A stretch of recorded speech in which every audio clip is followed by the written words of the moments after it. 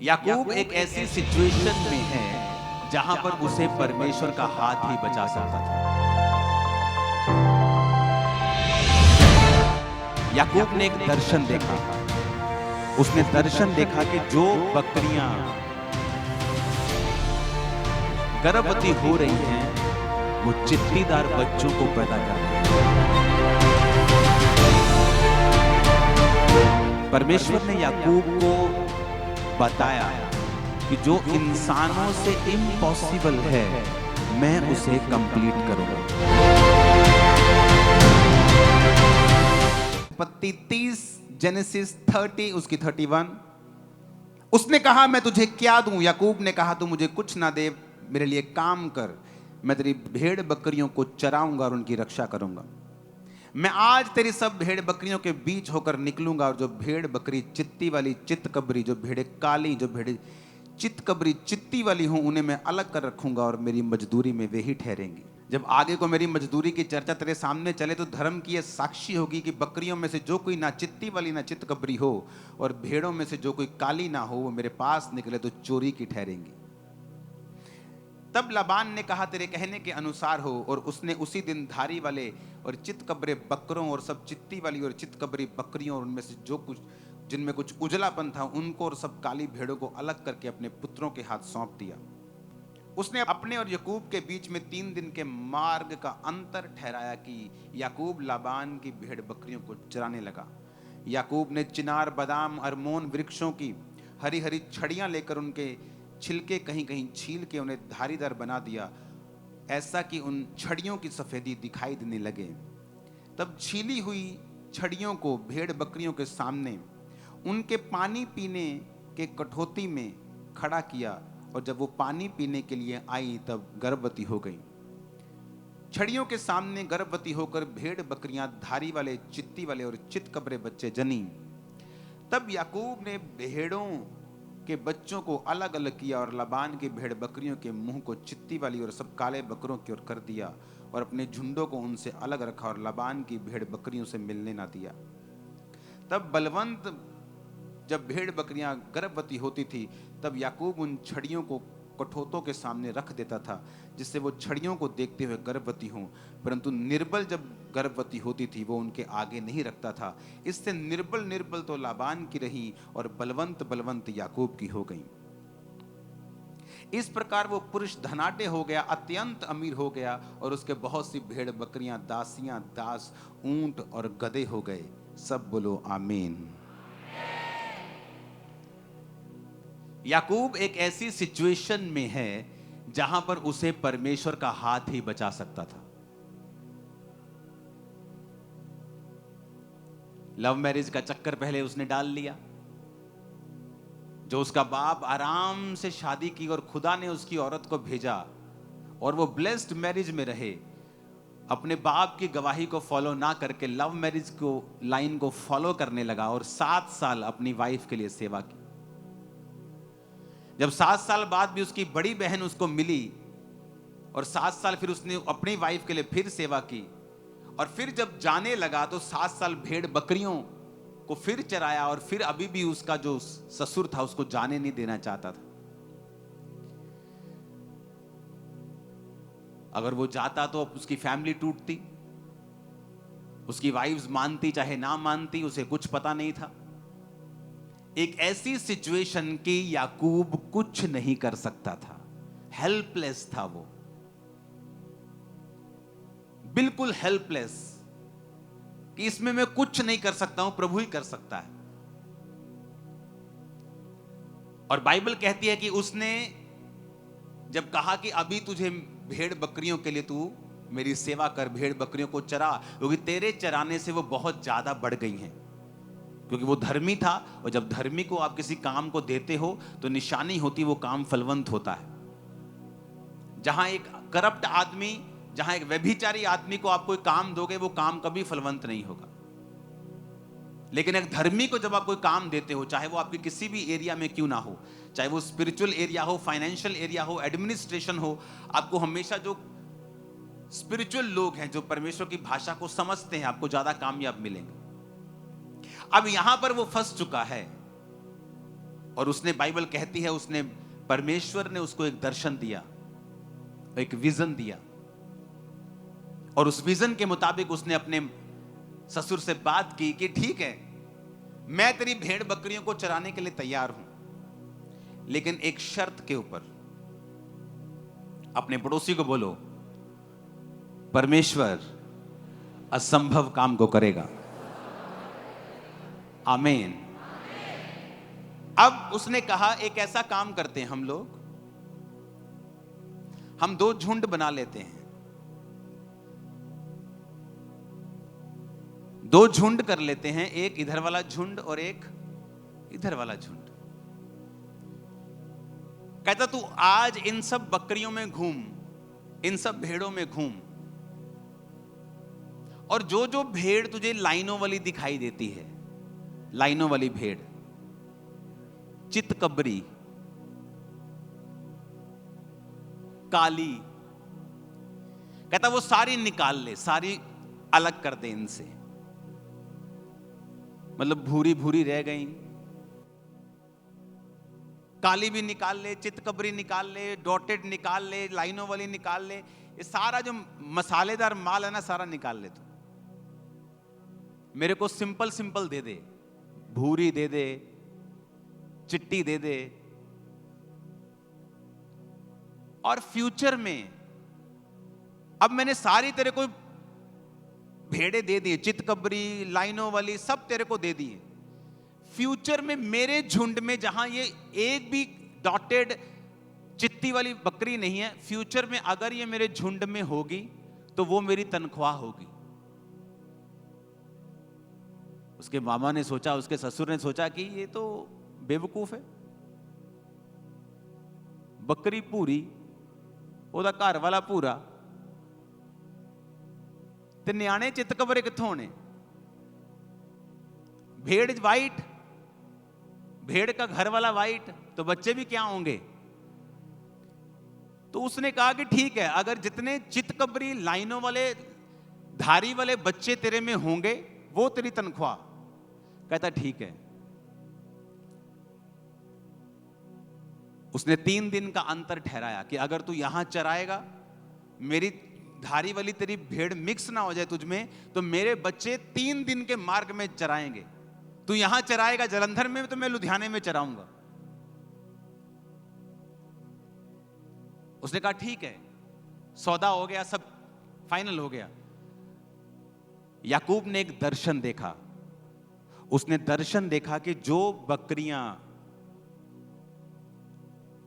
गर्भवती हो रही हैं, वो चित्तीदार बच्चों को पैदा कर रही हैं। सुनो,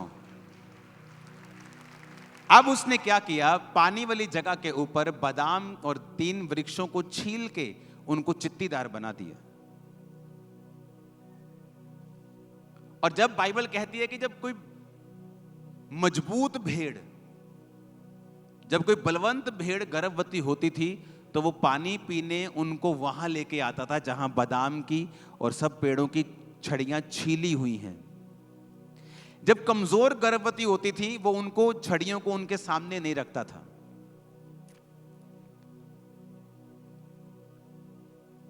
परमेश्वर ने याकूब को बताया कि जो इंसानों से इम्पॉसिबल है, मैं उसे कंप्लीट करूंगा।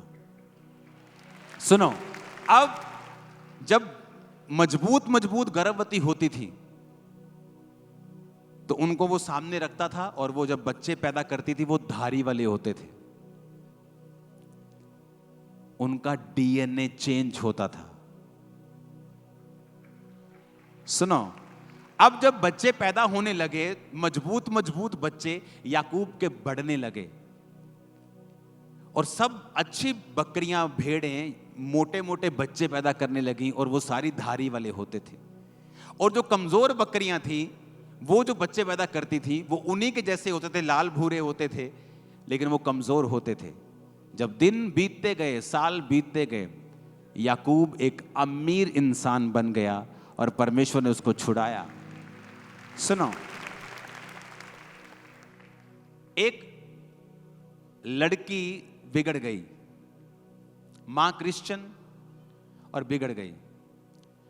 इतना बिगड़ गई कि अपने पिता के दोस्तों के साथ और अपने भाई के दोस्तों के साथ भी वो गलत थी।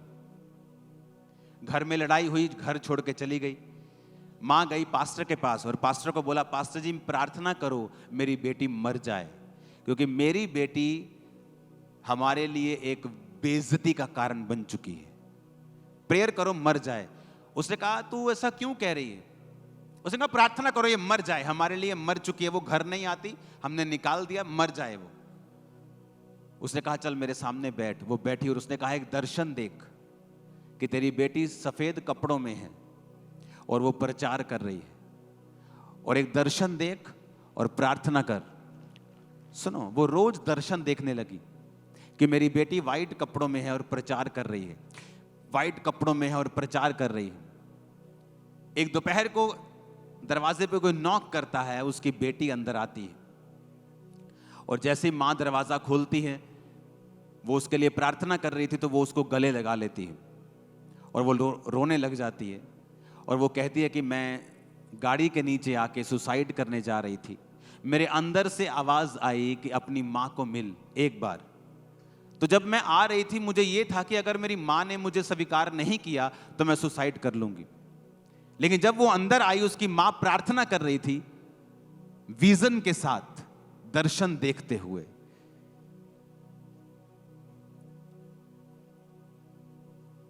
आपको जो चाहिए फ्यूचर में,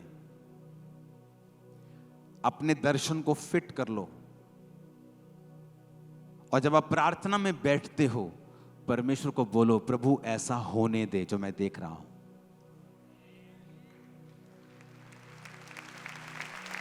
आपको शायद मालूम नहीं है, ऐसा करने की पावर ऑलरेडी आपके अंदर है। ये पावर ऑलरेडी आपके अंदर है ऑलरेडी। आप कहां जाना चाहते हैं? कैसी सेवकाई चाहते हैं? मैं जैसी सेवकाई को देखता था दर्शन में और गैर भाषाएं बोलता था, वैसी कुछ ही महीनों में मेरे सामने होती थी। एग्जैक्ट, बिल्कुल वैसा ही वैसा। जितने लोग मैं दर्शन में देखता था और प्रेयर करता था वैसा होता था। क्योंकि जब मैं ये जगत पैदा नहीं हुआ था, हम परमेश्वर की इमेजिनेशन में थे। कहां थे हम? परमेश्वर के दर्शन में थे हम ओरिजिनल नहीं थे। कहां थे? परमेश्वर के विजन में थे। हम असली तो नहीं थे। कहां थे? परमेश्वर के विजन में थे। उसने दर्शन देखा, इंसान ऐसा होना चाहिए, पृथ्वी ऐसी होनी चाहिए, पेड़ ऐसे होने चाहिए, जंतु ऐसे होने चाहिए, समुद्र ऐसा, पानी ऐसा होना चाहिए। और लिखा फिर उसने कहा उजाला हो जाए। लेकिन पहले वो कहां था? उसके विचारों में, उसके दर्शन में।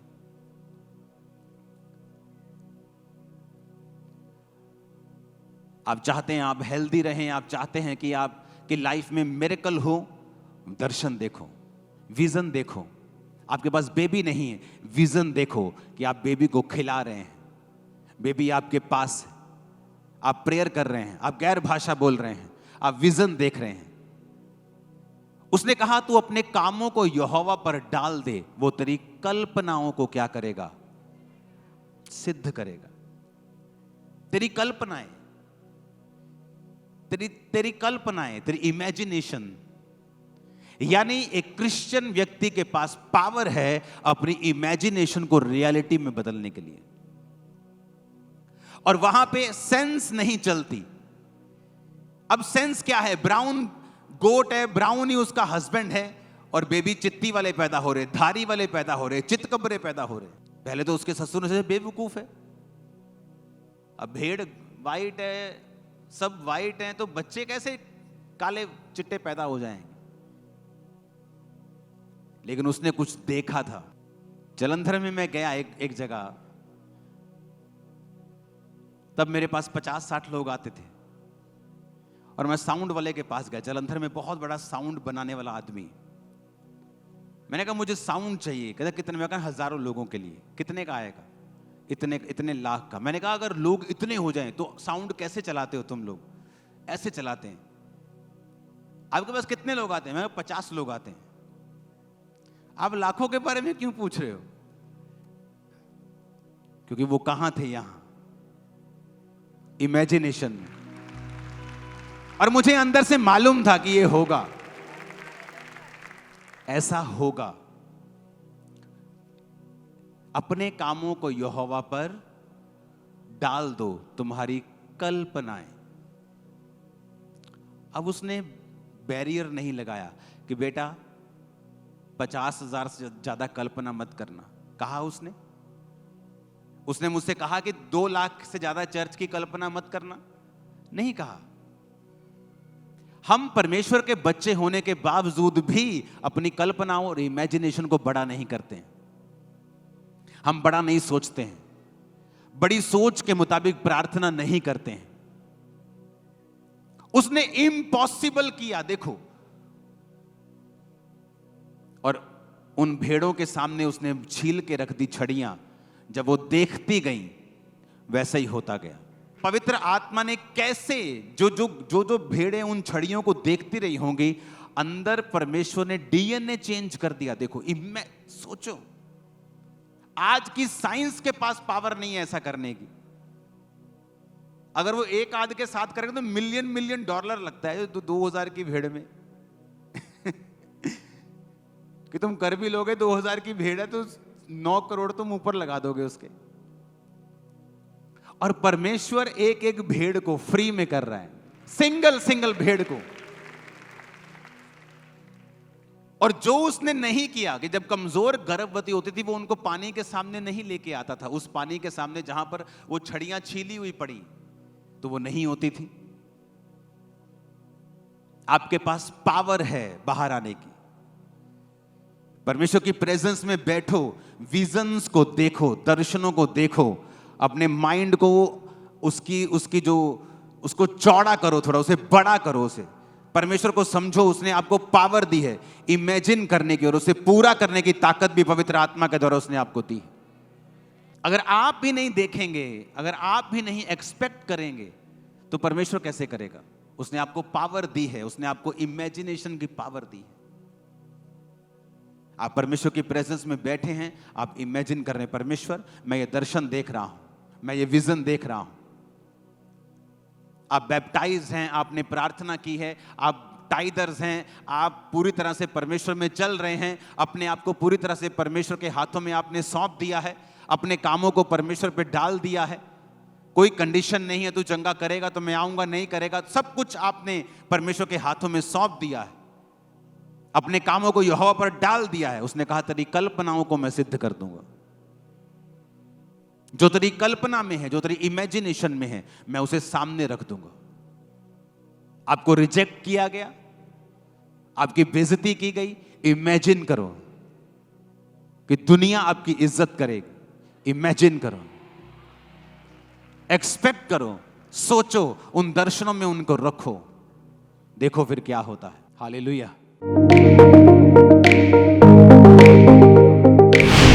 परमेश्वर के दास के द्वारा दिए गए जीवित वचनों और गहरे आत्मिक भेदों को जानने के लिए आप हमारे YouTube चैनल को अभी सब्सक्राइब करें और बेल आइकन को दबाना ना भूलें, ताकि हर एक नई अपडेट और अनाउंसमेंट सबसे पहले आप तक पहुंच सके।